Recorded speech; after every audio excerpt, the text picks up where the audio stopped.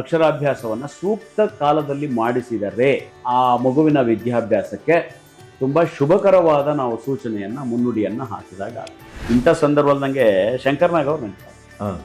ಶಂಕರ್ನಾಗ್ ಅವರು Malgudi days shooting ಎಲ್ಲಿ ಕುಮಟಾದ ನಡೀತಿರ್ಬೇಕಾದ್ರೆ ಅವರ ಮಗಳಿರ್ತಾಳೆ, ಶಂಕರ್ನಾಗ್ ಅವ್ರ ಜೊತೆ ಮಗಳಿರ್ತಾರೆ, ರಮೇಶ್ ಭಟ್ರು ಇರ್ತಾರೆ. ಈ ಅಂಗನವಾಡಿ ಶಾಲೆ ಸಿಗುತ್ತಂತೆ. ಅವ್ರು ಹೋಗ್ಬೇಕಾರೆ ಏನೋ ಶೂಟಿಂಗ್ ಲೊಕೇಶನ್ ಏನೋ ನೋಡೋಕೆ ಹೋಗೋದು, ಕಾರ್ ನಿಲ್ಸು ಅಂತ ಆ ಮಗಳನ್ನ ಕರ್ಕೊಂಡು ಅಂಗನವಾಡಿ ಸ್ಕೂಲೊಳಗೆ ಹೋಗ್ತಾರಂತೆ. ಅವರು ಹೋದರು, ಪೂರ್ವಜನ್ಮಕ್ಕೆ ಅವ್ರನ್ನ ಕರ್ಕೊಂಡು ಹೋದೆ. ಮಧ್ಯಪ್ರದೇಶದಲ್ಲಿ ಠಾಕೂರ್ ವಂಶದಲ್ಲಿ ಹುಟ್ಟಿದ್ದಾರೆ. 600 ಎಕರೆ ಜಮೀನು ಹೊಡೆಯಿದೆ. ಪೂರ್ವ ಜನ್ಮದಲ್ಲಿ ಯಾವ ವೃತ್ತಿಯನ್ನು ಹೊಂದಿರುತ್ತಾರೋ ಅದು ಹೆಚ್ಚು ಈ ಜನ್ಮದಲ್ಲಿ ರಿಫ್ಲೆಕ್ಟ್ ಆಗಿ ಆ ವೃತ್ತಿಯನ್ನ ಮಾಡುವವರು 3ನೇ ವರ್ಗದವರು ಇದ್ದಾರೆ.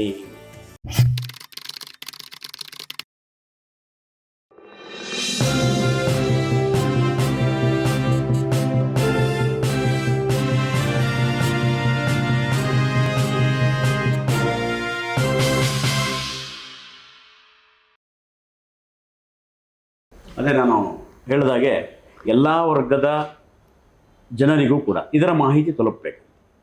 ಕೆಲವರು ಅಕ್ಷರಾಭ್ಯಾಸ ಯಾಕೆ ಮಾಡಿಸೋಲ್ಲ ಅಂದರೆ ಅದರದ್ದು ಪದ್ಧತಿಗಳು, ಅದರದ್ದು ರೂಪುರೇಷೆಗಳು ಗೊತ್ತಿಲ್ಲ, ಅದೇನೋ ಆಗಿ ದೋಷ ಆಗಿಬಿಡ್ಬೋದೇನೋ ಅಂತ ಕೆಲವು ಹುಡುಗರು ಮಾಡಿಸಲ್ಲ. ಅದನ್ನು ನೇರವಾಗಿ ಅಥವಾ ಸ್ಕೂಲಿಗೆ ಸೇರಿಸ್ಬಿಡ್ತಕ್ಕಂಥ ಪ್ರತೀತಿ ಇರ್ತವೆ, ದೇವಸ್ಥಾನ ಕರ್ಕೊಂಡು ಹೋಗಿ. ಬಟ್ ಏನಿಲ್ಲ, ಅದು ವೆರಿ ಸಿಂಪಲ್. ಒಂಚೂರು ಅದನ್ನು ಯಾರಾದರೂ ನೀವು ಜ್ಯೋತಿಷಿಗಳ ಹತ್ರ ಹೋದರೂ ಹಾಕ್ಕೊಡ್ತಾರೆ, ಅಥವಾ ಸ್ವಲ್ಪ ಜ್ಞಾನ ಇರೋರು ಈ ಪಂಚಾಂಗದಲ್ಲೋ ಅಥವಾ ಯಾವುದು ಕ್ಯಾಲೆಂಡರ್ನಲ್ಲಿ ನೋಡಿಕೊಂಡು ಕೂಡ ನೀವು ಅಕ್ಷರಾಭ್ಯಾಸ ಮಾಡಿಸ್ಬೋದು ಅನ್ನೋ ಮಾಹಿತಿ ನಿಮಗೆ ಕೊಡ್ತೀನಿ ನಾನು. ಹಿಂದಿನ ಕಾಲದಲ್ಲೆಲ್ಲ, ನಮ್ಮ ಕಾಲದಲ್ಲಿ ಇಟ್ಕೊಳ್ಳಿ, 5 ವರ್ಷ ನಮಗೆ 1ನೇ ತರಗತಿಯಿಂದನೇ ಶಾಲೆ ಪ್ರಾರಂಭ ಆದ್ದರಿಂದ 5 ವರ್ಷಕ್ಕೆ ಮಾಡಿಸ್ತಾಯಿದ್ರು ಅಕ್ಷರಾಭ್ಯಾಸ ಅಂತ ಇಟ್ಕೊಳ್ಳೋಣ. ಈಗೇನಾಗಿದೆ, ಕಾಲ ಬದಲಾಗಿದೆ. 3.5 ವರ್ಷದಿಂದನೇ ವಿದ್ಯಾಭ್ಯಾಸ start. Day care, pre nursery, ಆಮೇಲೆ LKG, UKG, ಸೋ. ಹಾಗಾಗಿ ಇವತ್ತಿನ ಕಾಲಕ್ಕೆ ಎಲ್ಲರೂ ಕೂಡ 3 ವರ್ಷ ತುಂಬಿದ ಕೂಡಲೇ ಅಕ್ಷರಾಭ್ಯಾಸವನ್ನು ಮಾಡಿಸೋದು ರೂಢಿ ಮಾಡ್ಕೊಂಡು. ಅಕ್ಷರಾಭ್ಯಾಸದ ಪ್ರಮುಖವಾದಂಥ ಶಾಸ್ತ್ರೋಕ್ತ ವಿಧಿವಿಧಾನಗಳು ಏನು ಅಂತ ಯೋಚನೆ ಮಾಡೋದಾದರೆ, ಸುಮ್ಮನೆ ನಾವು ಮಗುನ ಕರ್ಕೊಂಡೋಗಿ 3 ವರ್ಷ ತುಂಬಿಡ್ತು ಅಂಥೇಳಿ ಯಾವತ್ತೋ ಒಂದಿನ ಒಳ್ಳೆಯ ದಿನ ಗುರುವಾರ ಶುಕ್ರವಾರ ನೋಡಿ ದೇವಸ್ಥಾನ ಕರ್ಕೊಂಡೋಗಿ ಏನೋ ಒಂದು ಪೂಜೆ ಮಾಡಿಸೋಕ್ಕಿಂತ ಒಂದು ಸ್ವಲ್ಪ ಅದ್ರ ಬಗ್ಗೆ ಆ ಶಾಸ್ತ್ರದ ಆಳಕ್ಕೆ ಇಳಿದು ಯೋಚನೆ ಮಾಡಿ ಅಕ್ಷರಾಭ್ಯಾಸವನ್ನು ಸೂಕ್ತ ಕಾಲದಲ್ಲಿ ಮಾಡಿಸಿದರೆ ಆ ಮಗುವಿನ ವಿದ್ಯಾಭ್ಯಾಸಕ್ಕೆ ತುಂಬ ಶುಭಕರವಾದ ನಾವು ಸೂಚನೆಯನ್ನು ಮುನ್ನುಡಿಯನ್ನು ಹಾಕಿದಾಗ ಆಗುತ್ತೆ. ಅದು ಎಲ್ಲಿಂದ ಪ್ರಾರಂಭ ಆಗುತ್ತೆ ಅಂತಂದರೆ, ಉತ್ತರಾಯಣ ಕಾಲದಲ್ಲಿ ಮಾಡ್ತೀವ, ದಕ್ಷಿಣಾಯನ ಕಾಲದಲ್ಲಿ ಮಾಡ್ತೀವ ಅನ್ನೋದ್ರಿಂದ ಶಾಸ್ತ್ರ ಪ್ರಾರಂಭ. ಉತ್ತರಾಯಣ ಪುಣ್ಯಕಾಲ ಮಾಘ ಮಾಸ ಟು ಆಷಾಢ ಮಾಸ, ಅಂದರೆ ಜನವರಿ 15ರಿಂದ ಜುಲೈ 14ರವರೆಗೆ ಉತ್ತರಾಯಣ ಪುಣ್ಯಕಾಲ ಇರುತ್ತೆ. ಆ ಸಂದರ್ಭದಕ್ಕೆ ಮಕ್ಕಳಿಗೆ 3 ವರ್ಷ ತುಂಬಿದ್ದಾರೆ.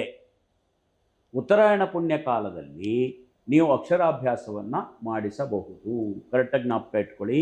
ಜನವರಿ 15ರಿಂದ ಜುಲೈ 14ರವರೆಗೆ ಉತ್ತರಾಯಣ ಪುಣ್ಯಕಾಲ, ಮಾಘ ಮಾಸದಿಂದ ಆಷಾಢ ಮಾಸದವರೆಗೆ. ಅಲ್ಲಿಗೆ ನಿಮ್ಮ ಮಗುವಿಗೆ 3.5 ವರ್ಷವೋ ತುಂಬಿರಬೇಕು. ತುಂಬಿದರೆ ಉತ್ತರಾಯಣ ಪುಣ್ಯಕಾಲದಲ್ಲೇ ಅಕ್ಷರಾಭ್ಯಾಸವನ್ನು ಮಾಡಿಸಬಹುದು. ಅಂದರೆ ದಕ್ಷಿಣಾಯಣ ಪುಣ್ಯಕಾಲದಲ್ಲಿ ಅಕ್ಷರಾಭ್ಯಾಸ ಮಾಡಿಸಬಾರದು ಅಂತೇನಿಲ್ಲ. ನಮಗೆ ಉತ್ತರಾಯಣ ಸಿಕ್ಕಿದರೆ ಮಾಡಿಸುವ. 3.5 ವರ್ಷ ತುಂಬಿದ್ದೇ ದಕ್ಷಿಣಾಯಣ ಪುಣ್ಯಕಾಲದಲ್ಲಿ ಅಂತ ಆದಾಗ ಅದಕ್ಕೆ ಬೇರೆ ತಿಥಿಗಳು, ದಿನಗಳು, ಆ ನಕ್ಷತ್ರಗಳು ನೋಡಿಕೊಂಡು ಮಾಡಿಸುವ ಮುಂದಿನ ನಾವು ಕಾರ್ಯಕ್ಕೆ ಹೆಜ್ಜೆ ಇಡಬಹುದು. ದಕ್ಷಿಣಾಯಣ ಪುಣ್ಯಕಾಲ ಯಾವಾಗ ಬರ್ತದೆ? ಶ್ರಾವಣ ಮಾಸ ಟು ಪುಷ್ಯ ಮಾಸ. ಶ್ರಾವಣ ಮಾಸದಿಂದ ಪುಷ್ಯ ಮಾಸದವರೆಗೆ ದಕ್ಷಿಣಾಯಣ ಪುಣ್ಯಕಾಲ ಜುಲೈ 15ರಿಂದ ಜನವರಿ 14ರವರೆಗೆ. ನೀವು ಕ್ಯಾಲೆಂಡ್ರಲ್ಲಿ ನೋಡ್ಕೋಬೋದು. ಇದಕ್ಕೇನು ಯಾವ ಜ್ಯೋತಿಷ್ಯರು, ಶಾಸ್ತ್ರಕಾರರು, ಪಂಚಾಂಗ ನೀವು ಹುಡ್ಕೋಂಥ ಅವಶ್ಯಕತೆ ಇಲ್ಲ. ಇವತ್ತೇನಾಗ್ಬಿಟ್ಟಿದೆ ಅಂತ, ಇವತ್ತಿನ ಕಾಲ ಬಹಳ ಒಳ್ಳೆಯದಾದ ಅನುಕೂಲ ಅಂದರೆ ಸರ್, ಕ್ಯಾಲೆಂಡರ್ಗಳೇ ಪಂಚಾಂಗ ಇತ್ತು. ನೋಡಿದ್ದೀರ? ಅಷ್ಟು ಡಿಟೇಲ್ ಆಗಿರ್ತದೆ. ನೀವು ಮಲ್ಲಿಗೆ ಕ್ಯಾಲೆಂಡರು ಅಥವಾ ಆ ಥರದಿಂದ ಬೇರೆ ಬೇರೆ ಕ್ಯಾಲೆಂಡರ್ಗಳಿದ್ದಾವೆ. ತಗೊಂಡಾಗ ತಿಥಿ ಯಾವುದು, ಅಮಾವಾಸ್ಯೆ ಯಾವಾಗ, ಹುಣ್ಣಿಮೆ ಯಾವಾಗ, ಯಾವ ತಿಥಿ, ಯಾವ ನಕ್ಷತ್ರ, ವಿಶೇಷ ದಿನಗಳೇನಿದೆ ಎಲ್ಲ ಕ್ಯಾಲೆಂಡರಲ್ಲಿರುತ್ತೆ. ಒಂದು ನಮ್ಮ ಜನಕ್ಕೆ ಅಂದರೆ ಕ್ಯಾಲೆಂಡರ್ನ ಅಧ್ಯಯನ ಮಾಡೋಷ್ಟು ಪೇಷನ್ಸ್, ಅಧ್ಯಯನದ ಹಾಳಾಗೋಗ್ಲಿ ನೋಡುವಷ್ಟು ಪೇಷನ್ಸ್ ಇಲ್ಲ. ಇವತ್ತು ಡೇಟ್ ಏನು ಅನ್ನೋದನ್ನು ಇದು ಮೊಬೈಲಲ್ಲೇ ನೋಡ್ತಾರೆ ಅಲ್ವಾ. ಇವಾಗ ಟೈಮಿಂದ ಹಿಡಿದು ಡೇಟಿಂದ ಹಿಡಿದು ತಿಂಗಳೆಲ್ಲ ಮೊಬೈಲೇ ನೋಡ್ಬಿಡ್ತಾರೆ, ಅದ್ರ ಕಡೆ ಹೋಗೋದೇ ಇಲ್ಲ. ದಯವಿಟ್ಟು ಅದಕ್ಕೆ ಹೋಗಿ, ಅಥವಾ ಆದರೆ ಮೊಬೈಲ್ನಲ್ಲಾದರೆ ಅದು ಪಂಚಾಂಗ ಅದು ಇದು ಅಂತ ಆ್ಯಪ್ಗಳಿದೆ, ಡೌನ್ಲೋಡ್ ಮಾಡ್ಕೊಂಡು ಕೂಡ ನೋಡಬಹುದು. ಉತ್ತರಾಯಣ ಪುಣ್ಯಕಾಲದಲ್ಲಿ ಮಾಡಿಸಿದ್ರೆ ಒಳ್ಳೆಯದು. ದಕ್ಷಿಣಾಯಣ ಪುಣ್ಯಕಾಲ ಅಂತಾದರೆ ನಾವು ಬೇರೆಯ ಮತ್ತೆ ಕಾಂಬಿನೇಷನ್ನ ನಾವು ನೋಡಬೇಕಾಗುತ್ತೆ. ಒಟ್ಟಿನಲ್ಲಿ ಮಗುವಿಗೆ 3 ವರ್ಷ ತುಂಬಿದ ಕೂಡಲೇ ಇನ್ನೂ ಒಂದು ಸಂದರ್ಭ ಆಯ್ಕೆ ಮಾಡ್ಕೊಳ್ಳಿ, ಶರನ್ನವರಾತ್ರಿ ಬಂದರೆ ಒಳ್ಳೆಯದು. ನಿಮಗೆ 3-3.5 ವರ್ಷ ತುಂಬಿದ ಕೂಡಲೇ ನವರಾತ್ರಿ ಬಂದರೆ ಆ 9 ದಿನ ಏನು ಬರುತ್ತೆ, ವಿಜಯದಶಮಿ ಮತ್ತು ದಸರಾ ಆ ಟೈಮಲ್ಲಿ ಕೂಡ ಮಗುವಿಗೆ ಅಕ್ಷರಾಭ್ಯಾಸಕ್ಕೆ ಸೂಕ್ತವಾದಂಥ ಕಾಲವಾಗಿರುತ್ತೆ. ಆವತ್ತು ಮಗುವಿನ ತಾರಾಬಲ ಚಂದ್ರಬಲ ನೋಡಿ, ಅಂದರೆ ಮಗುವಿನ ರಾಶಿಯಿಂದ ಪ್ರಸ್ತುತದ ಗೋಚಾರ ಚಂದ್ರ 3, 10, 11ರಲ್ಲಿ ಇದ್ದರೆ ತುಂಬ ಒಳ್ಳೆಯದು. ಅದನ್ನು ಜ್ಞಾಪಕ ಇಟ್ಕೊಳ್ಳಿ. ಇಂಥದನ್ನು ಭಾಳ ನೋಡಬೇಕು ನಾವು. ಉತ್ತರಾಯಣ ದಕ್ಷಿಣಾಯಣ ಕಾಲ ಪುಣ್ಯಕಾಲ ಬಿಡಿ, ಗೋಚಾರದ ಚಂದ್ರನಿಂದ ಪ್ರಸ್ತುತ ಚಂದ್ರ ಎಲ್ಲಿದೆ. ಫಾರ್ ಎಕ್ಸಾಂಪಲ್ಲು ಇಲ್ಲಿ ರಾಶಿಯಲ್ಲಿ ನಿಮ್ಮದು ಮೇಷ ರಾಶಿ ಅಂತ ಇಟ್ಕೊಳ್ಳೋಣ ಮಗುದು, ಅಥವಾ ವೃಷಭ ರಾಶಿ ಅಂತ ಇಟ್ಕೊಳ್ಳೋಣ. ಅದರ ಹಿಂದಿನ ಮನೆ ಅಂದರೆ ಮೇಷರಾಶಿ, ಅಲ್ಲಿ ಚಂದ್ರ ಇದ್ದಾಗ ಅಕ್ಷರಾಭ್ಯಾಸ ಮಾಡಬಾರ್ದು, ಭಾಳ ಇಂಪಾರ್ಟೆಂಟ್. ಅವರ ರಾಶಿಯಿಂದ ಎಣಿಸ್ಕೊಂಬನ್ನಿ, 8ನೇ ಮನೆಯಲ್ಲಿ ಚಂದ್ರ ಇದ್ದಾಗ ಮಾಡಬಾರ್ದು. 8, 6, 12ರಲ್ಲಿ ಇರುವಾಗ ಅಕ್ಷರಾಭ್ಯಾಸವನ್ನು ಮಾಡಕೂಡದು. ಯಾಕೆ ಅಂದರೆ ಅದು ಚಂದ್ರ ಮಕ್ಕಳಿಗೆ ತುಂಬ ಕಾರಕಕಾರನಾದಂಥ ಚಂದ್ರನಾದ್ದರಿಂದ ಮಕ್ಕಳ ಮನಸ್ಥಿತಿ ಆ ಸಂದರ್ಭಗಳಲ್ಲಿ ಅದು ಚಂಚಲತೆ ಇರುತ್ತೆ, ಹಠ ಇರುತ್ತೆ, ಅಥವಾ ಏನೋ ಒಂಥರ ಮಂಕು ಕವಿದ ವಾತಾವರಣ ಇರುತ್ತದೆ. ಆ ಟೈಮಲ್ಲಿ ಅಕ್ಷರಾಭ್ಯಾಸವನ್ನು ಮಾಡಿಸಬಾರದು. ಇದು ಬಹಳ ಮುಖ್ಯ. ಉತ್ತರಾಯಣವೋ ದಕ್ಷಿಣಾಯಣವೋ ಅದಾದಮೇಲೆ, ಬಟ್ ಪ್ರಸ್ತುತ ತಾರಾಬಲ ಭಾಳ ಮುಖ್ಯ, ಚಂದ್ರಬಲ ಭಾಳ ಮುಖ್ಯ. ಆಮೇಲೆ ಆ ಮಗುವಿನ ನಕ್ಷತ್ರಕ್ಕೆ, ಆವತ್ತಿನ ನಕ್ಷತ್ರ, ನೀವು ಅಕ್ಷರಾಭ್ಯಾಸ ಮಾಡಿಸುತ್ತಿರುವ ನಕ್ಷತ್ರ ಕ್ಷೇಮ ತಾರೆಯೋ, ಸಾಧನ ತಾರೆಯೋ, ಮಿತ್ರ ತಾರೆಯೋ, ಪರಮೈತ್ರ ತಾರೆಯೋ, ಸಂಪತ್ತಾರೆಯೋ ಆಗಿರಬೇಕು. ಇದು ಬಹಳ ಒಳ್ಳೆಯದು. ಇದನ್ನು ಭಾಳ ತುಂಬ ಶಿಸ್ತಾಗಿ ನೋಡಬೇಕು, ಜ್ಞಾಪಕ ಇಟ್ಕೊಳ್ಳಿ. ಅದರಲ್ಲೂ ಕೂಡ ಅಕ್ಷರಾಭ್ಯಾಸಕ್ಕೆ ಅಂತಂದರೆ ಸಾಧನಾ ತಾರೆ, ಸಂಪತ್ತಾರೆ ಭಾಳ ಒಳ್ಳೆಯದು. ಆಮೇಲೆ ಅದರಲ್ಲಿ ನೈದನ ತಾರೆ, ಸಂತಾಪ ತಾರೆ ಇವೆಲ್ಲ ಬರುತ್ತೆ, ಅದ್ರಲ್ಲಿ ಮಾಡಬಾರ್ದು. ಅದು ಗೊತ್ತಾಗೋದು ಹೇಗೆ ಸಾಮಾನ್ಯರಿಗೆ ಗೊತ್ತಾಗಲ್ಲ. ಅದಕ್ಕಾಗಿ ಹೇಳಿ ಅದನ್ನು ಈ ವಿಚಾರಗಳಿಗೆ ಜ್ಯೋತಿಷ್ಯರನ್ನೇ ಭೇಟಿ ಮಾಡಬೇಕು. ಯಾಕಂದರೆ ತಾರೆ ಅಂದ್ಕೊಳ್ಳೋ ನಮ್ಗೆ ಸಿನಿಮಾ ತಾರೆ ಮಾತ್ರ ಈ ಅಂಶಗಳಿಗೆ ಜ್ಯೋತಿಷ್ಯರನ್ನೇ ಭೇಟಿ ಅದಕ್ಕಾಗಿ ಹೇಳಿದ್ದು. ನಾನು ಹೇಳಿದ್ದು ಏನಕ್ಕೆ ಅಂತಂದರೆ ಇದನ್ನು ಅಟ್ಲೀಸ್ಟ್ ಈ ವಾರ ತಿಥಿಗಳನ್ನು ಇದರಲ್ಲಿ ನೋಡ್ಕೋಬೋದಷ್ಟೇ. ಈ ವಿಚಾರಗಳಿಗೆ ಜ್ಯೋತಿಷಿಗಳನ್ನ ಮೀಟ್ ಮಾಡಬೇಕು. ಮೇಷ, ಕಟಕ, ತುಲಾ, ಸಿಂಹ, ಧನಸ್ಸು, ಕನ್ಯಾ ಲಗ್ನಗಳನ್ನು ಆಯ್ಕೆ ಮಾಡಬೇಕು. ಅದು ಹಾಕಿಸ್ಕೊಂಡು ಹೋಗ್ಬೇಕು. ಜ್ಯೋತಿಷಿಗಳು ಹತ್ರ ಹೋದ್ರೆ ನೀವು ಹಾಕ್ಕೊಡ್ತಾರೆ. ಬಿದಿಗೆ ತಿಥಿ, ತದಿಗೆ ತಿಥಿ, ಪಂಚಮಿ, ಸಪ್ತಮಿ, ದಶಮಿ, ತ್ರಯೋದಶಿ ತಿಥಿಗಳ ದಿನ ಆಗಿರಬೇಕು. ಚತುರ್ಥ ಶುದ್ಧಿ ಇರಬೇಕು. ಪಂಚಮದಲ್ಲಿ ಯಾವ ಲಗ್ನ ಹಾಕ್ಸ್ಕೊತೀರಾ, ಲಗ್ನದಿಂದ 4ನೇ ಮನೆಯಲ್ಲಿ ಯಾವುದೇ ಗ್ರಹ ಇರಬಾರ್ದು. ಇದು ಭಾಳ ಇಂಪಾರ್ಟೆಂಟ್. ಯಾಕೆ 4ನೇ ಮನೆ ಕುಂಡಲಿಯಲ್ಲಿ ವಿದ್ಯಾಸ್ಥಾನ ಅಂತ ಹೇಳ್ತೀವಿ, ವಿದ್ಯಾಭ್ಯಾಸ ಸ್ಥಾನ, ಸುಖಸ್ಥಾನ ಅಂತ ಹೇಳ್ತೀವಿ. ಆ ಮನೆ ಯಾವುದೇ ಪಾಪಗ್ರಹಗಳು ಅಲ್ಲಿ ಇರದ ಹಾಗೆ ನೋಡ್ಕೋಬೇಕು. ಮಗುವಿನ ತಾರಾಬಲಕ್ಕೆ ಸರಿಯಾಗಿ ನಕ್ಷತ್ರವನ್ನು ನಾವು ಆಯ್ಕೆ ಮಾಡಬೇಕು. ಆಯ್ಕೆ ಮಾಡಿಕೊಂಡು ಆ ದಿನ ಅಕ್ಷರಾರಂಭ ಶಾಸ್ತ್ರಕ್ಕೆ ಕೆಲವು ಪೂಜೆಗಳನ್ನು ಮಾಡಿಸಬೇಕು. ಯಾವ್ಯಾವ ಪೂಜೆ? ಸಾಮಾನ್ಯವಾಗಿ ಆ ದಿನ ಸರಸ್ವತಿ ಪೂಜೆ, ಗಣಪತಿ ಪೂಜೆಯನ್ನು ಮಾಡೇ ಮಾಡ್ತಾರೆ. ಸ್ವಲ್ಪ ಶಕ್ತಿಯಾನುಸಾರ ಆ ಶಕ್ತಿ ಉಳ್ಳವರು ಸರಸ್ವತಿ ಹೋಮ ಮಾಡಿಸಿ ಅಕ್ಷರಾಭ್ಯಾಸ ಮಾಡಿದರೆ ಒಳ್ಳೆಯದು. ಅದಕ್ಕೆ ನೋಡಿ, ಮಾತೆ ಸರಸ್ವತಿಯನ್ನು ನಾವು ಪಕ್ಕದಲ್ಲೇ ವಿದ್ಯಾ ಸರಸ್ವತಿಯನ್ನು ಇಟ್ಕೊಂಡ್ಬಿಟ್ಟಿದ್ದೀವಿ. ವಿದ್ಯಾರ್ಥಿಗಳಿಗೆಲ್ಲ ತಾಯಿ ಕೃಪಾಶೀರ್ವಾದ ನಿರಂತರ ಇರಲಿ ಅಂತೇಳಿ ಸರಸ್ವತಿ ಹೋಮವನ್ನು ಮಾಡಿಸಿ ಅಕ್ಷರಾಭ್ಯಾಸವನ್ನು ಮಾಡಿಸುವುದು ರೂಢಿ. ಅವರವರ ಶಕ್ತಿ ಅನುಸಾರ. ಅಲ್ಲಾಂದರೆ ಸ್ವಲ್ಪ ಅವರು ಆ ಶಕ್ತಿ ಇಲ್ಲ ಅಂತಂದರೆ ಮಾಮೂಲಿ ಪೂಜೆ ಮಾಡಿಸಿದ್ರು ಸಾಕು. ಆ ದಿನ ಮಣೆಯ ಮೇಲೋ ಅಥವಾ ಬೆಳ್ಳಿ ತಟ್ಟೆಯಲ್ಲೋ ಕೆಂಪು ವಸ್ತ್ರವನ್ನು ಹಾಕಿ ಅದರ ಮೇಲೆ ಅಕ್ಕಿಯನ್ನು ಹರಡಿ ಒಂದು ಅರಿಶಿನ ಕೊಂಬು ತಗೋಬೇಕು. ಅರಿಶಿನ ಕೊಂಬನ್ನು ತಗೊಂಡು ಮಗುವಿನ ಈ ಹೆಬ್ಬೆರಳು ಮತ್ತು ತೋರ್ಬೆರಳುಗಳನ್ನು ಅದರ ಕೈಲಿ ಹಿಡಿಸಿ ಅದರಲ್ಲಿ ಮೊದಲು ಓಂ ಅಂತ ಬರೆಸಿ ನಂತರ ಶ್ರೀ ಗಣಾಧಿಪತಯೇ ನಮಃ ಅಂತ ಬರೆಸಬೇಕು. ಅಲ್ಲಿಗೆ ಅಕ್ಷರಾಭ್ಯಾಸ ಅದಕ್ಕೆ ಒಂದು ಹಂತವನ್ನು ತಲುಪುತ್ತದೆ, ಒಂದು ಯಶಸ್ಸನ್ನು ತಲುಪುತ್ತದೆ. ಇಷ್ಟು ಇದನ್ನು ಯಾರು ಬೇಕಾದ್ರೂ ಮಾಡಿಸ್ಬೋದು, ಜ್ಞಾಪಕ ಇಟ್ಕೊಳ್ಳಿ. ಇಷ್ಟೂ ಕ್ರಿಯೆಗಳನ್ನು ಮಾಡಬೇಕು. ಈ ಎಪಿಸೋಡನ್ನು ನೀವು ಅದನ್ನು ಸೇವ್ ಮಾಡಿ ಇಟ್ಕೊಂಡ್ರೆ ಆ ಸಂದರ್ಭದಲ್ಲಿ ಯೂಸ್ ಆಗುತ್ತೆ. ಇದನ್ನು ಮಾಡಿಸ್ಬೋದು. ಇದಕ್ಕೆ ಸಂಬಂಧಪಟ್ಟಂಗೆ ನಿಮ್ಮ ಅರ್ಚಕರು ಇರ್ತಾರೆ, ಅವರು ಕೂಡ ಎಲ್ಲ ಶಾಸ್ತ್ರ ಬಲ್ಲವರಾಗಿರ್ತಾರೆ, ಅವರು ನಿಮಗೆಲ್ಲ ಹೇಳ್ತಾರೆ. ಮಿಕ್ಕಿದ್ದನ್ನು ಮೇಜರಾಗಿ ಹೇಳಿದೆ ಅಷ್ಟೇ. ಅಕ್ಷರಾಭ್ಯಾಸ ಅಂದರೆ ಹೇಗಿರುತ್ತೆ ಅಂತ ಅದನ್ನು ಹೇಳಿದೆ ಅಷ್ಟೇ. ಇದು ಅವರವರ ಶಕ್ತಿಯಾನುಸಾರ ಮಾಡ್ಕೋಬೋದು. ಇಂಥ ಸಂದರ್ಭದಲ್ಲಿ ನನಗೆ ಶಂಕರ್ನಾಗ್ ಅವ್ರು ನೆನಪಾಗ್ತಾರೆ. ಶಂಕರ್ನಾಗ್ ಅವರು ಮಾಲ್ಗುಡಿ ಡೇಸ್ ಶೂಟಿಂಗ್ ಎಲ್ಲಿ ಕುಮಟಾದಲ್ಲಿ ಶೂಟಿಂಗ್ ಇರುವಾಗ ನನಗಿದನ್ನು ಹೇಳಿದ್ರು, ರಮೇಶ್ ಭಟ್ರು ಹೇಳಿದ್ಕತೆ. ಕುಮಟಾನ ತೀರ್ಥಹಳ್ಳಿ? ಕುಮಟ ಅಕ್ಕಪಕ್ಕ ನಡೆದಿದೆ. ಆ ಸುತ್ತಮುತ್ತ ನಡೀತಿರ್ಬೇಕಾದ್ರೆ ಅವರ ಮಗಳಿರ್ತಾಳೆ, ಶಂಕರ್ನಾಗ್ ಅವ್ರ ಜೊತೆ ಮಗಳಿರ್ತಾರೆ, ರಮೇಶ್ ಭಟ್ರು ಇರ್ತಾರೆ. ಈ ಅಂಗನವಾಡಿ ಶಾಲೆ ಸಿಗುತ್ತಂತೆ. ಅವ್ರು ಹೋಗ್ಬೇಕಾರೆ ಏನೋ ಶೂಟಿಂಗ್ ಲೊಕೇಶನ್ ಏನೋ ನೋಡೋಕೆ ಹೋಗ್ಬೇಕು, ಕಾರ್ ನಿಲ್ಸು ಅಂತಾರೆ. ಆ ಮಗಳನ್ನು ಕರ್ಕೊಂಡು ಅಂಗನವಾಡಿ ಸ್ಕೂಲೊಳಗೆ ಹೋಗ್ತಾರಂತೆ. ಹೋಗ್ಬಿಟ್ಟು ಅಲ್ಲೊಂದು ಸ್ಲೇಟ್ ಇಸ್ಕೊಂಡು ಅದು ಅಕ್ಷರ ಬರೆಸ್ತಾರಂತೆ. ಅದು ಏನು ಅಂತ ರಮೇಶ್ ಭಟ್ ಕೇಳಿದ್ರೆ, ಇಲ್ಲಿ ಅಕ್ಷರಾಭ್ಯಾಸ ಮಾಡಿಸಿರ್ಲಿಲ್ಲ, ಇದು ಒಳ್ಳೆ ಜಾಗ ಸಿಕ್ತು, ಇಲ್ಲೇ ಮಾಡಿಸಿದೆ ಅಂತ. ಆ ಥಿಂಕಿಂಗ್ ನಾಲೆಡ್ಜ್ ನೋಡಿ ಸರ್. ಈ ಮಕ್ಕಳ ಜೊತೆ, ಇಂಥ ಮಕ್ಕಳ ಜೊತೆ, ಈ ಬಡ ಮಕ್ಕಳ ಜೊತೆ, ಇಂಥ ಮುಗ್ಧ ಮಕ್ಕಳ ಜೊತೆ ಅಕ್ಷರಾಭ್ಯಾಸ ನನ್ನ ಮಗಳು ಮಾಡಿದ್ರೆ ಒಳ್ಳೇದಾಗತ್ತೆ. ನೋಡಿ, ಅವ್ರು ಶಂಕರ್ನಾಗ್ ಅವ್ರು ದೇವಸ್ಥಾನ ಆಯ್ಕೆ ಮಾಡ್ಕೊಳ್ಳಿಲ್ಲ ಅಲ್ವಾ, ಶೃಂಗೇರಿ ಆಯ್ಕೆ ಮಾಡ್ಕೊಳ್ಳಿಲ್ಲ, ಅಂಗನವಾಡಿಯಲ್ಲಿ ಅಕ್ಷರಾಭ್ಯಾಸ ಮಾಡಿ. ಶಂಕರ್ನಾಗ್ ಹಲವಾರು ಅವರ ಯೋಚನೆಗಳೇ ವಿಭಿನ್ನ ಬಿಡಿ. ನಾವು ಅವರ ಚರ್ಚೆಗಳು ನೋಡ್ತಾ ಇದ್ದೀವಲ್ಲ, ಅವರೆಲ್ಲ ಆಲೋಚನೆಗಳೇ ವೆರಿ ಡಿಫರೆಂಟ್.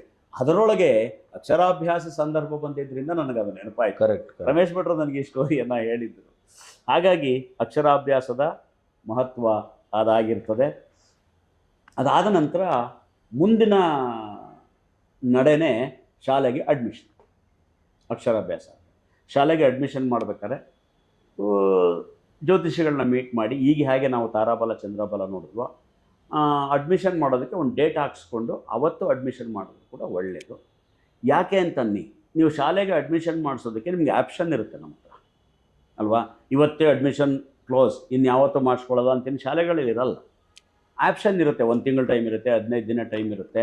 ಆದ್ದರಿಂದ ಅದೊಂದು ಸಣ್ಣದೊಂದು ಡೇಟ್ ಹಾಕಿಸ್ಕೊಂಡು ಒಳ್ಳೆಯ ಯಾವ ದಿನ ಹಾಕ್ಕೊಡಿ ಅಂತ ಅವತ್ತು ಅಡ್ಮಿಷನ್ ಮಾಡಿಸಿದ್ರು ಕೂಡ ಅದು ಕೂಡ ಒಳ್ಳೆಯ ಶೈಕ್ಷಣಿಕ ಅಭಿವೃದ್ಧಿಗೆ, ಮಗುವಿಗೆ ಒಳ್ಳೆಯದಾಗುತ್ತೆ.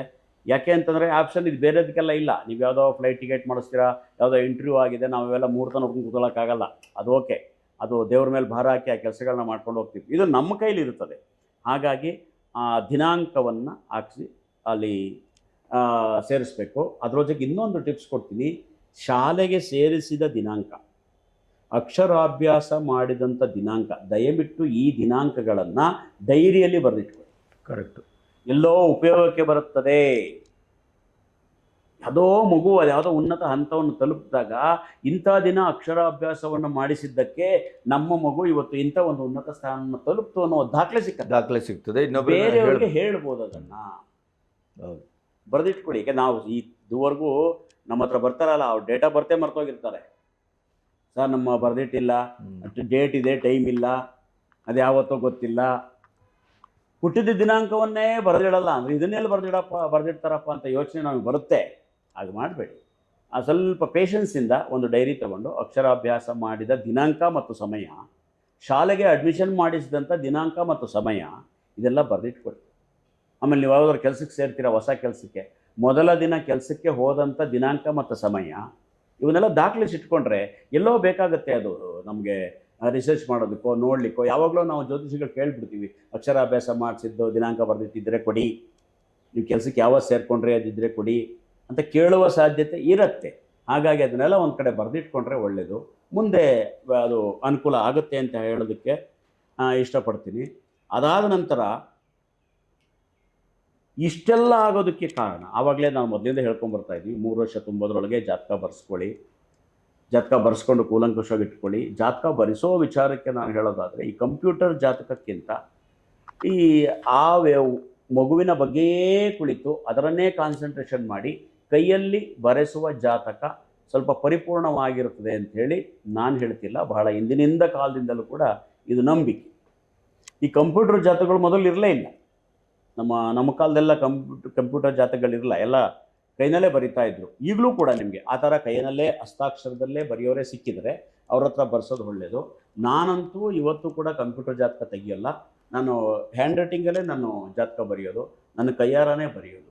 ಸುಮಾರು 100ರಿಂದ 150 ಸಾಲುಗಳು ಆ ಮಗುವಿನ ಬಗ್ಗೆಯೇ ಎಲ್ಲ ಚಿತ್ರಣವನ್ನು, ಬದುಕಿನ ಚಿತ್ರಣವನ್ನು ಹುಡುಕಿ ಅಧ್ಯಯನ ಮಾಡಿ, ಅದು ಒಂದು ಅರ್ಧ ದಿನ ಸಮಯ ಹಿಡಿಯುತ್ತೆ ಪೇಷನ್ಸಿಂದ ಅದನ್ನು ಬರೀಬೇಕಾಗ್ತದೆ. ಬರೆದ್ರೆ ಆ ಮಗುವಿನ ಭವಿಷ್ಯ ಸೂಕ್ತವಾಗಿ ಸಿಗುತ್ತೆ ಅಂತ ನಮ್ಮ ಇಲ್ಲಿ ಕೆಲವು ಸರಿ ಕಂಪ್ಯೂಟರ್ ಜಾತಕನೂ ತೆಗೆಸ್ಕೋಬಹುದು. ಅದಕ್ಕಿಂತ ಪರಿಣಾಮಕಾರಿ ಅಂತಂದರೆ ಕೈಯಲ್ಲಿ ಬರೆಯೋದು ಅಂತೇಳಿ ನಾನು ಹೇಳೋಕ್ಕೆ ಇಷ್ಟಪಡ್ತೀನಿ. ಆವಾಗ ಕೈಯಲ್ಲಿ ಬರೆಸಿದಂಥ ಜಾತಕಗಳನ್ನ ನೀವು ತಗೊಂಡು ಪರಿಶೀಲನೆ ಮಾಡಿಸಿದಾಗ ಆ ಮಗುವಿನ ವಿದ್ಯಾಭ್ಯಾಸ ಸಾಮಾನ್ಯ ಮಟ್ಟವ, ಮಧ್ಯಮ ಮಟ್ಟದ, ಉತ್ತಮ ಮಟ್ಟದ ಒಂದು ಅಂದಾಜು ಸಿಕ್ಕುತ್ತೆ. ಅದರ ಪ್ರಕಾರವಾಗಿ ಮಗುವಿನ ವಿದ್ಯಾಭ್ಯಾಸವಲ್ಲ ಬೆಳವಣಿಗೆಯಲ್ಲಿ ತಂದೆ ತಾಯಿಗಳು ಪೂರಕವಾಗಿ ಸಹಕರಿಸಬಹುದು. ಇದು ನೆನಪಿರಲಿ. ಇನ್ನೊಂದು, ಮಗು ಸಾಮಾನ್ಯ ಮಟ್ಟವೋ, ವಿದ್ಯಾಭ್ಯಾಸ ಮಧ್ಯಮ ಮಟ್ಟವೋ, ಉನ್ನತ ಮಟ್ಟವೋ ಅದು ಬೇರೆ. ಇಲ್ಲಿ ಇನ್ನೊಂದಿದೆ, ಮಕ್ಕಳ ಅಮಾವಾಸ್ಯೆಯ ಜನನ ರಾತ್ರಿ 12ರ ನಂತರ 2:30 ಒಳಗಿನ ಜನನ, ಸಂಧಿ ಲಗ್ನ ಜನನ, ಸಂಧಿ ರಾಶಿ ಜನನ, ಸಂಧಿ ನಕ್ಷತ್ರ ಜನನ, ಈ ಒಂದಿಷ್ಟು ದೋಷಗಳಿದೆ. ಇದನ್ನು ಬಹಳ ಕೂಲಂಕುಷವಾಗಿ ನೋಡಬೇಕು. ಇದೆಲ್ಲ ಡಿಗ್ರಿ ವೈಸ್ ಇರುತ್ತೆ ನೋಡಿ. 1 ಡಿಗ್ರಿ, 1 ಲಗ್ನ, 1 ರಾಶಿ, ಒಂದು ಮನೆಯಿಂದ ಇನ್ನೊಂದು ಮನೆಗೆ, ಒಂದು ಗ್ರಹ ಒಂದು ಮನೆಯಿಂದ ಇನ್ನೊಂದು ಮನೆಗೆ 30 ಡಿಗ್ರಿ ಸಂಚಾರ ಮಾಡುತ್ತೆ. 30 ಡಿಗ್ರಿನಲ್ಲಿ ಸಂಚಾರ ಮಾಡುತ್ತೆ. ಈ ರಾಶಿಯಾಗಲಿ, ಲಗ್ನವಾಗಲಿ, ಗ್ರಹವಾಗಲಿ, ನಕ್ಷತ್ರವಾಗಲಿ, ಈ ಡಿಗ್ರಿಗಳಲ್ಲಿ ಸಂಚಾರ ಮಾಡುವಾಗ, ಕುಂಡಲಿ ಬರೆಯುವಾಗ ಡಿಗ್ರಿ ಎಷ್ಟಿದೆ ಅನ್ನೋದನ್ನು ನಾವು ಸರಿಯಾಗಿ ಗಮನಿಸಬೇಕು. 0 to 30, 1 ಡಿಗ್ರಿ 2 ಡಿಗ್ರಿಯ ಒಳಗಿದ್ದರೆ ಅದು ಶಿಶುಭಾವದಲ್ಲಿರುತ್ತದೆ. ಲಗ್ನವಾಗಲಿ, ರಾಶಿ ಆಗಲಿ, ಗ್ರಹವಾಗಲಿ. ಮೈಂಡ್ ಅಷ್ಟು ಶಾರ್ಪ್ನೆಸ್ ಕಡಿಮೆ. ಅಥವಾ 28 ಡಿಗ್ರಿ ದಾಟಿ 29ರ 10 ಹೋಗ್ಬಿಟ್ಟಿದ್ರೆ ತೀರಾ ಮೃತಾವಸ್ಥೆಯಲ್ಲಿರುತ್ತದೆ. ಯಾವುದೇ ಗ್ರಹ, ಕ್ಲೀನಾಗಿ ಜ್ಞಾಪಕ ಇಟ್ಕೊಳ್ಳಿ, ಯಾವುದೇ ಗ್ರಹ, ಯಾವುದೇ ಲಗ್ನ, ಯಾವುದೇ ರಾಶಿ 5 ಡಿಗ್ರಿಯ ಮೇಲೆ 25 ಡಿಗ್ರಿಯ ಒಳಗಿರಬೇಕು. 5 ಡಿಗ್ರಿಯ ಮೇಲೆ 25 ಡಿಗ್ರಿಯ ಒಳಗಿದ್ದರೆ ಆ ಗ್ರಹದ ರಾಶಿಯ ಲಗ್ನದ ಸಂಪೂರ್ಣ ಫಲ ಆ ಮಗುವಿಗೆ ಸಿಗುತ್ತದೆ. ಅಂಥ ವ್ಯಕ್ತಿಗಳಿಗೆ, ಅಂಥ ಮಗುಗಳಿಗೆ, ಜನಿಸಿದಂಥ ಮಗುಗಳಿಗೆ ಉನ್ನತ ವಿದ್ಯಾಭ್ಯಾಸ ಕಷ್ಟ. ನಾರ್ಮಲ್ ಶಿಕ್ಷಣ ಸಲಿಸು. ಅದಕ್ಕೆ ನಾವು ಹೆಚ್ಚು ಅಂಥ ಕುಂಡಲಿಯಲ್ಲಿ ಆ ಥರ ಬಂದಂತ ನಾವು ಮಾರ್ಕ್ ಮಾಡಿರ್ತೀವಿ. ನಾವು ಸಾಮಾನ್ಯನಾಗಿ ಬರೆಯುವಾಗ ಅದೆಲ್ಲ ಡಿಗ್ರಿ ಎಲ್ಲವುದು ಬರೆದಿರ್ತೀವಿ. ಮಕ್ಳಿಗೆ ಬರೆಯುವಾಗಂತೂ ಫುಲ್ಲು ಡೀಟೇಲ್ ಬರೀತೀವಿ. ಈಗ ಒಂದು 40 ವರ್ಷ 50 ವರ್ಷದ ಮೇಲೆ ಬಂದವರಿಗೆ ಒಂದು ಕೆಲವು ಎಕ್ಸ್ಕ್ಯೂಸ್ ಕೊಟ್ಟರೂ ಕೂಡ ಮಕ್ಕಳ ಜಾತಕದಲ್ಲಿ ಚೌಕಾಸಿ ಮಾಡಲ್ಲ. ಪ್ರತಿಯೊಂದು ವಿಷಯವನ್ನು ಕೂಡ ನಾವು ಅಲ್ಲಿ ದಾಖಲಿಸ್ತೀವಿ. ಈ ಗ್ರಹ ಇಷ್ಟು ಡಿಗ್ರಿಯಲ್ಲಿದೆ, ಈ ನಕ್ಷತ್ರ ಇಷ್ಟು ಡಿಗ್ರಿಯಲ್ಲಿದೆ, ಈ ರಾಶಿ ಇಷ್ಟು ಡಿಗ್ರಿಯಲ್ಲಿ, ಎಲ್ಲ ದಾಖಲಿಸಿರ್ತೀವಿ. ಆಮೇಲೆ ರಾತ್ರಿ ಅಮಾವಾಸ್ಯೆ ಜನನ. ಏನಕ್ಕೆ ಮಕ್ಕಳು ಸ್ವಲ್ಪ ಮಂದ ಆಗ್ತಾರೆ ಅಂತಂದರೆ, 100ಕ್ಕೆ 10 ಮಕ್ಕಳು ಅಮಾವಾಸ್ಯೆಯಲ್ಲಿ ಹುಟ್ಟಿದರೂ ಕೂಡ ಬೇರೆಯ ಗ್ರಹಗಳ ಫಲದಿಂದನೋ ಅಥವಾ ಇನ್ಯಾವುದೋ ಬಲದಿಂದನೋ ಅವರು ಡಾಕ್ಟ್ರು, ಇಂಜಿನಿಯರು ಆಗಿರೋದು ಇದೆ, ರಾಜಕಾರಣಿಗಳಾಗಿರೋದು ಇದೆ, ದೊಡ್ಡ ದೊಡ್ಡ ನಟ ನಟಿಯರಾಗಿರೋದು ಇದೆ. ಇನ್ನು 70-80% ಮಕ್ಕಳಿಗೆ ಅಮಾವಾಸ್ಯೆಯಲ್ಲಿ ಚಂದ್ರನೂ ವೀಕ್ ಇದ್ದು ಅಮಾವಾಸ್ಯೆ ಜನನ ಆಗಿಬಿಟ್ರೆ ತುಂಬ ಕಷ್ಟ ಆಗುತ್ತೆ. ಯಾಕೆಂದರೆ ಅಮಾವಾಸ್ಯೆಯಲ್ಲಿ ಹುಟ್ಟುವ ಶಿಶುವಿನ ಮೇಲೆ ಚಂದ್ರನ ಪ್ರಭಾವವಾಗಲಿ, ಸೂರ್ಯನ ಪ್ರಭಾವವಾಗಲಿ ಕಡಿಮೆ ಇರುತ್ತೆ. ಬೇರೆಯವರ ಮೆದುಳಿನ ಫ್ರೀಕ್ವೆನ್ಸಿ ಸ್ಪೀಡ್ಗಿಂತ ಇವ್ರದ್ದು ಕಡಿಮೆ ಇರುತ್ತೆ. ಅಂದರೆ ಇವರ ಜೊತೆಯಲ್ಲಿ, ಇವರ ವಯಸ್ಸಿನಲ್ಲೇ ಹುಟ್ಟಿದಂಥ ಮಕ್ಕಳು ಅಮಾವಾಸ್ಯೆ ಅಲ್ಲದೆ ಅಮಾವಾಸ್ಯೆ ಆದ ಮೇಲೆ ಅಥವಾ ಹಿಂದೆ ಹುಟ್ಟಿದ್ದಾರೆ, ಅವರ ಅಭಿವೃದ್ಧಿಗಿಂತ ಪರ್ಸೆಂಟೇಜ್ ಅಮಾವಾಸ್ಯೆ ಹುಟ್ಟಿದ ಸ್ವಲ್ಪ ಕಡಿಮೆ ಇರ್ತಾರೆ.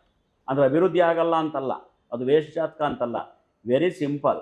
ಅವರು 30 ವರ್ಷಕ್ಕೆ ಮಾಡುವ ಅಚೀವ್ಮೆಂಟ್ 40ಕ್ಕೆ ಮಾಡ್ತಾರೆ, 40ಕ್ಕೆ ಮಾಡೋ ಅಚೀವ್ಮೆಂಟ್ 50 ವರ್ಷಕ್ಕೆ ಮಾಡ್ತಾರೆ, 50 ವರ್ಷಕ್ಕೆ ಮಾಡೋ ಅಚೀವ್ಮೆಂಟ್ 60ಕ್ಕೆ ಮಾಡ್ತಾರೆ. ಅಚೀವ್ಮೆಂಟ್ ಕನ್ಫರ್ಮ್, ನಿಧಾನ ಆಗುತ್ತೆ. ಇದೊಂದು ನಿಮ್ಮನ್ನು ಗಮನದಲ್ಲಿರಲಿ. ಆಮೇಲೆ ಮಧ್ಯರಾತ್ರಿ 12ರ ನಂತರ 2:30 ಒಳಗೆ ಆವಾಗ ಹುಟ್ಟುವ ಶಿಶುಗಳಿಗೆ ಕೂಡ ಈ ಸೂರ್ಯನ ಪ್ರಭಾವ ಚಂದ್ರನ ಪ್ರಭಾವ ಕಡಿಮೆ ಇರುತ್ತೆ. ಅವರು ಸ್ವಲ್ಪ ಮಂದ ಇರ್ತಾರೆ. ಏನು ಮಂದ ಇರ್ತಾರೆ ಅಂತಂದರೆ ವಿದ್ಯಾಭ್ಯಾಸದಲ್ಲಿ ಸ್ವಲ್ಪ ಹಿನ್ನಡೆ, ಕೆಲಸಗಳನ್ನು ಹುಡುಕುವ ವಿಧಾನಗಳಲ್ಲಿ ಹಿನ್ನಡೆ, ಬಿಸ್ನೆಸ್ ಮಾಡಬೇಕಾದ್ರೆ ಯಾವುದು ಮಾಡಬೇಕು ಅನ್ನೋ ಕನ್ಫ್ಯೂಷನ್ಸು, ಆಮೇಲೆ ಒಂದು ಥರ ಎಲ್ಲ ವಿಚಾರದಲ್ಲಿ ಭಯ ಅಥವಾ ಗಾಬರಿ, ಆತಂಕ, ಇಂಥ ಭಾವಗಳಿರುತ್ತೆ. ಇಂಥ ಮಕ್ಕಳ ಜಾತಕಗಳ ಪೋಷಕರು ಸ್ವಲ್ಪ ಜಾಸ್ತಿ ಅವರ ಜೀವನದ ಬಗ್ಗೆ ಗಮನವನ್ನು ಕೇಂದ್ರೀಕರಿಸಿ ಅವರಿಗೆ ಸಪೋರ್ಟ್ ಮಾಡಿ ಸಲಹೆ ಸೂಚನೆಗಳು ಬೆಂಬಲಗಳನ್ನು ನೀಡ್ತಾ ಹೋಗಬೇಕಾಗತ್ತೆ. ಕಾನ್ಸಂಟ್ರೇಟ್ ಮಾಡಬೇಕಾಗುತ್ತೆ. ಬಹಳಷ್ಟು ಇದೆ. ಆಸ್ಟ್ರಾಲಜಿ ಶಾಸ್ತ್ರ ಇದೆಯಲ್ಲ ಗಣಪತಿಯವರೇ, ಬ್ರಹ್ಮಾಂಡ ಇದೆ. ಎಷ್ಟು ಆಳಕ್ಕಿಳಿದ್ರೂ ಸಾಲದು, ಎಷ್ಟು ಅದನ್ನು ಅರಿತರೂ ಸಾಲದು, ಎಷ್ಟು ತಿಳಿದುಕೊಂಡ್ರೂ ಸಾಲದು. ಕರೆಕ್ಟ್. ಎಲ್ಲ ಮೈನ್ಯೂಟ್ ಪಾಯಿಂಟ್ಸ್, ಸಣ್ಣ ಸಣ್ಣ ಸಣ್ಣ ವಿಚಾರಗಳು. ಹಾಗಾಗಿ ನೀವು ಆ ರೀತಿ ಆದಾಗ ಈ ಗುರುಗ್ರಹದ ಬಲವೋ ಬುಧಗ್ರಹದ ಬಲವೋ ಕೆಲಸ ಮಾಡಲ್ಲ.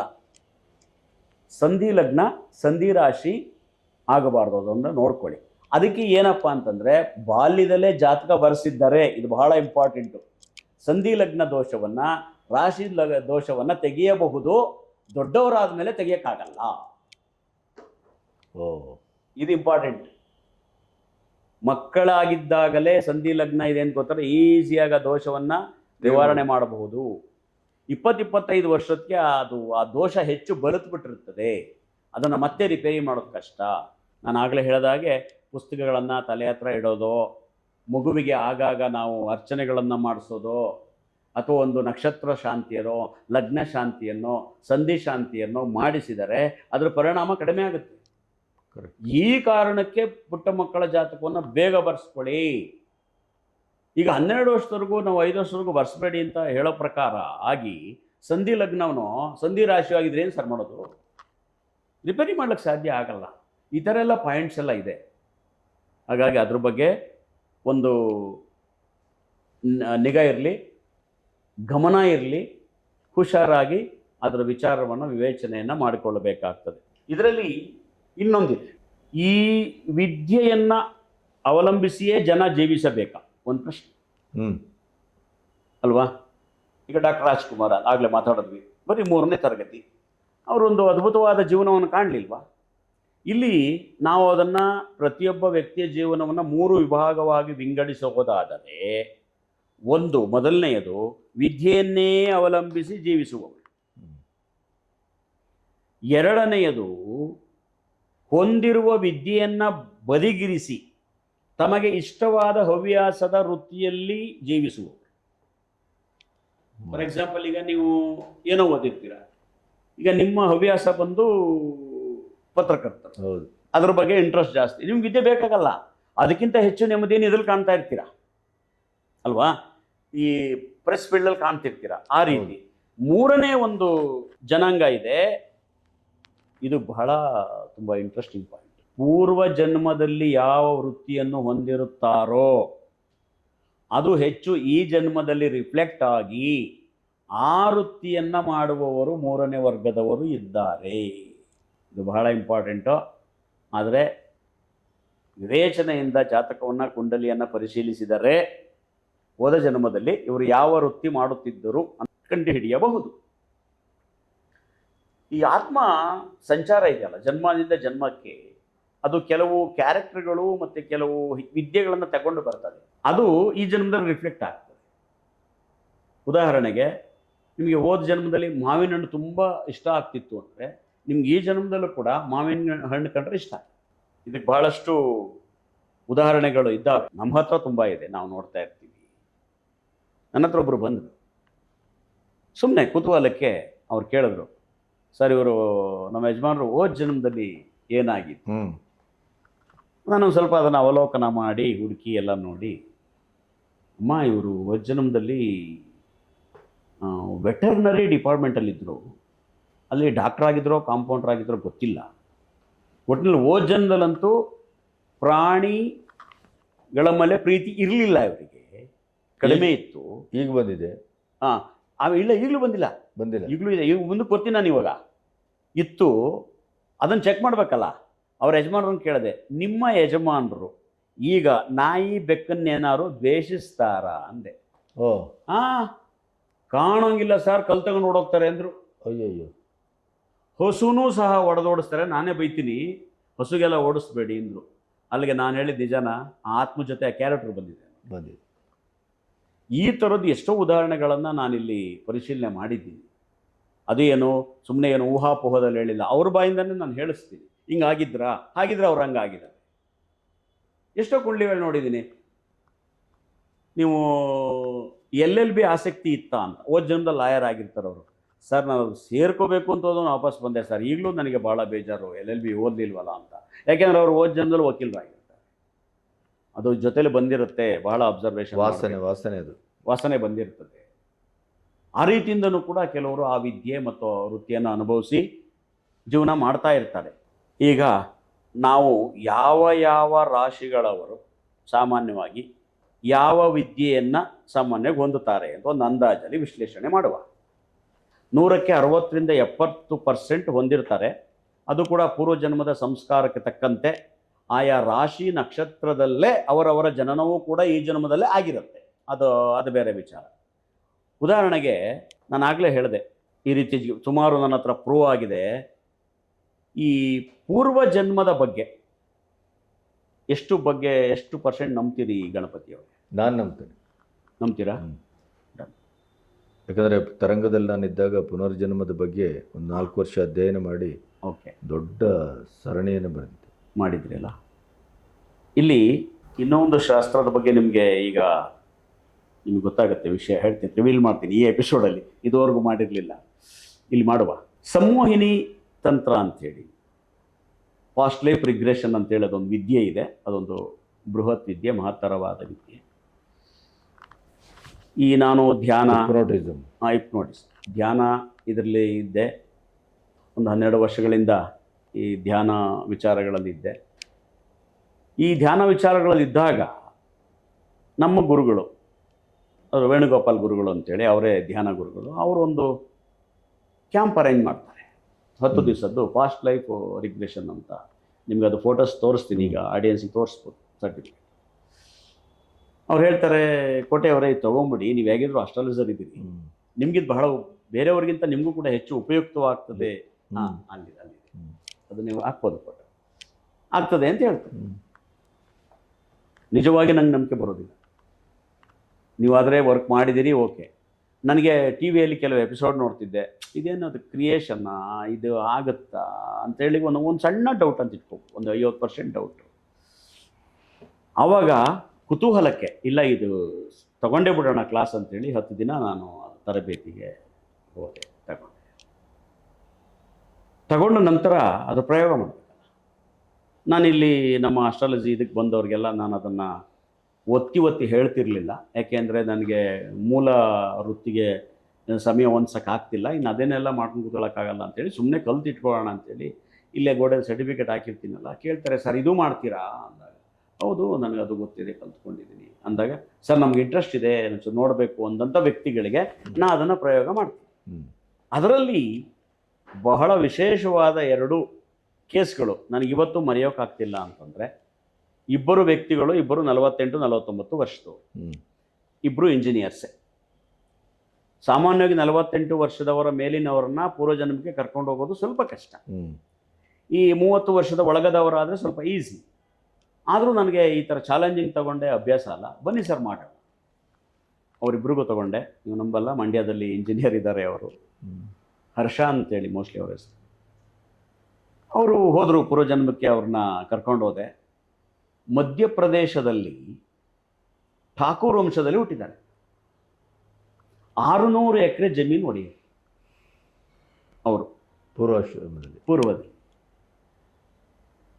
ಅಷ್ಟೇ ಹೇಳಿ ಸುಮ್ಮನಾಗಲಿಲ್ಲ ಸರ್, ಇಂಚಿಂಚು ಮನೆಯ ಘಟನೆಗಳನ್ನು ಹೇಳುತ್ತಿದ್ದಾರೆ. ನಮ್ಮ ಅಕ್ಕ ಒಬ್ಬರು ನನಗೂ ಜಮೀನಲ್ಲಿ ಹೆಚ್ಚು ಪಾಲು ಬೇಕಂತ ನ್ಯಾಯ ಪಂಚಾಯತಿಗೆ ಸೇರಿಸಿದ್ರು. ನಾನು ಪಂಚಾಯಿತಿಯಲ್ಲಿ ಅಕ್ಕನಿಗೂ ಎಷ್ಟು ಪಾಲು ಬೇಕು ಕೊಡಿ ಎಂದೆ. ತುಂಬ ಚಿನ್ನಾಭರಣಗಳಿದ್ವು. ನಾನು ಈ ಥರ ವೇಷ ಹಾಕ್ತಿದ್ದೆ. ಎತ್ತಿನ ಗಾಡಿಯಲ್ಲಿ ಹೋಗ್ಬೇಕಾದ್ರೆ ಗಾಡಿಯ ಚಕ್ರ ಕಲ್ಲಿಗೆ ಸಿಲುಕಿ ನಾನು ಗಾಡಿಯಿಂದ ಬಿದ್ದು ನನ್ನ ಪ್ರಾಣ ಹೋಯ್ತು. ಅದನ್ನು ಹೇಳಿದ್ರು. ನಾನು ಎಷ್ಟು ಆಶ್ಚರ್ಯಚಕಿತನಾದೆ ಅಂದರೆ, ಪೂರ್ವ ಜನ್ಮ ಅನ್ನೋದು ಸತ್ಯ ಸತ್ಯವಾಗಿ ಇದೆ. ಯಾಕೆ ಅಂದರೆ ಅವರು ಇಂಜಿನಿಯರು ಬಂದಿಲ್ಲಿ ಡ್ರಾಮಾ ಮಾಡೋದು ಅಥವಾ ಏನೋ ಕೃತಕವಾದ ಕಲ್ಪನೆ ಕತೆ ಕಟ್ಟಿ ಹೇಳೋದು ಇಲ್ಲ. ಅವ್ರು ಹೇಳಿದ್ದಷ್ಟು ಕೂಡ ನಾನು ರೆಕಾರ್ಡ್ ಮಾಡಿದ್ರಷ್ಟೇ ಗೊತ್ತಾಗ್ತದೆ ಬಿಟ್ಟರೆ ಅವ್ರಿಗೆ ಗೊತ್ತಿಲ್ಲ. ಆಮೇಲೆ ಅವ್ರನ್ನ ವಾಸ್ತವಕ್ಕೆ ನಾನು ಕರೆ ತಂದ ಮೇಲೆ ಹೇಳಿದೆ ಅವ್ರಿಗೆ, ಏನು ಸ್ವಾಮಿ ಠಾಕೂರ್ ವಂಶದಲ್ಲಿ ಹುಟ್ಟಿದ್ರಿ, ಮಧ್ಯಪ್ರದೇಶದಲ್ಲಿ ಹುಟ್ಟಿದ್ರಿ, ನಿಮ್ಮ ಹೆಸರು ಅದೆಂಥದ್ದು ಅಬ್ಬಾಯಿ ಹೆಂಡತಿ ಹೆಸರು ಬೇರೆ ಹೇಳಿದ್ರಿ, 5 ಜನ ಮಕ್ಕಳ ಅಂತ ಹೇಳಿದ್ರಿ, ಚಿನ್ನಾಭರಣ ಇತ್ತಂದ್ರಿ, 600 ಎಕರೆ ಜಮೀನು ಇತ್ತಂದ್ರಿ. ಅಂದರೆ ಮನುಷ್ಯನ ವ್ಯಕ್ತಿ ಬಾಯಿಂದ ಬಂದಿದ್ದೆ ಹೆಂಗೆ ಗೊತ್ತಾ ಗುರುಗಳೇ, ಈ ಜನ್ಮದಲ್ಲಿ ಒಂದು 60 ಎಕರೆನಾದರೂ ಮಾಡ್ತೀನ. ಅಂದರೆ ಅದು ವಾಸನೆ ಬಂದಿದೆ ನೋಡಿ. ಈ ಜನ್ಮದಲ್ಲೂ ಮತ್ತೆ ಜಮೀನ್ ಮೇಲೆ ವ್ಯಾಮೋಹ ಇದೆ, ಅಲ್ಲ ಮೋಹ ಇದೆ.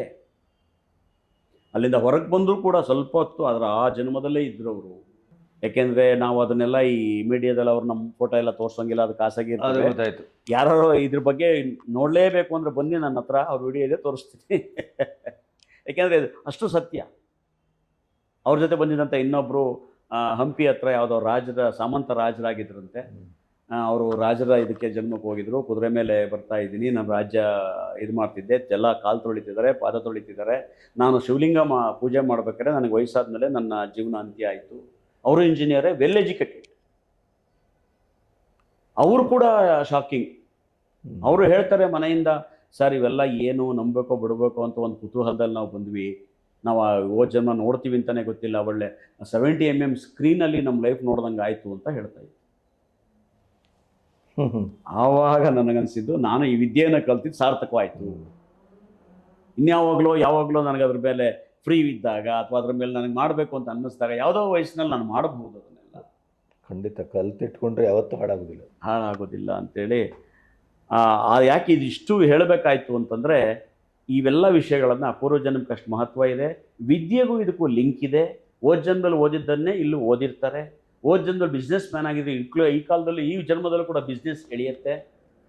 ಜನ್ಮದಲ್ಲಿ ವೈದ್ಯರಾಗಿದ್ದರೆ ಈ ಜನ್ಮದಲ್ಲೂ ಸ್ವಲ್ಪ ವೈದ್ಯ ಇದು ವೃತ್ತಿಯಾದ ಆಸಕ್ತಿ ಎಳೆಯುತ್ತೆ ಅಂತ ಹೇಳೋಕ್ಕೆ ಇಷ್ಟು ನಾವು ವಿಷಯವನ್ನು ಹೇಳಬೇಕಾಯಿತು. ಸವಿಸ್ತಾರವಾಗಿ ಒಂದಿಷ್ಟು ವಿದ್ಯೆಯ ಬಗ್ಗೆ ವಿಷಯ ತಲುಪಿಸಿದ್ದೀವಿ ಅಂತ ಅನ್ನಿಸ್ತು. ಹೌದು, ಸವಿಸ್ತಾರವಾಗಿ ಯಾವುದೋ ವಿಷಯವನ್ನು ಬಿಡದೆ. ಈಗ ಪ್ರಮುಖವಾದಂಥ ಎಲ್ಲರೂ ಕುತೂಹಲದಿಂದ ಕಾಯ್ತಿರ್ತಕ್ಕಂಥ ಒಂದು ಅಂಗ ಅಂತಂದರೆ, ಯಾವ ರಾಶಿಯವರು ಏನೇನು ಓದುತ್ತಾರೆ ಅಥವಾ ಏನೇನು ಬಿಸ್ನೆಸ್ಸನ್ನು ಮಾಡುತ್ತಾರೆ, ಆ ಒಂದು ವಿಭಾಗಕ್ಕೆ ಬರೋಣ. ಈಗ ಯಾವ ರಾಶಿ, ನೀವು ಯಾವ ರಾಶಿ, ನೀವು ಯಾವ ಲಗ್ನ, ರಾಶಿ ಲಗ್ನ ಎರಡೂ ಒಂದೇ, ಮೇಷರಾಶಿಯವರಾದರೂ ಒಂದೇ, ಮೇಷ ಲಗ್ನ ಒಂದೇ, ಅದು ವರ್ಕ್ ಮಾಡೋದೆಲ್ಲ ಒಂದೇ. ಅದನ್ನು ನೋಡ್ಕೊಳ್ಳಿ. ಅದನ್ನು ಈಗ ಹೋಗೋಣ. ಯಾವ ರಾಶಿ, ಯಾವ ಉದ್ಯೋಗ, ಯಾವ ವಿದ್ಯೆ.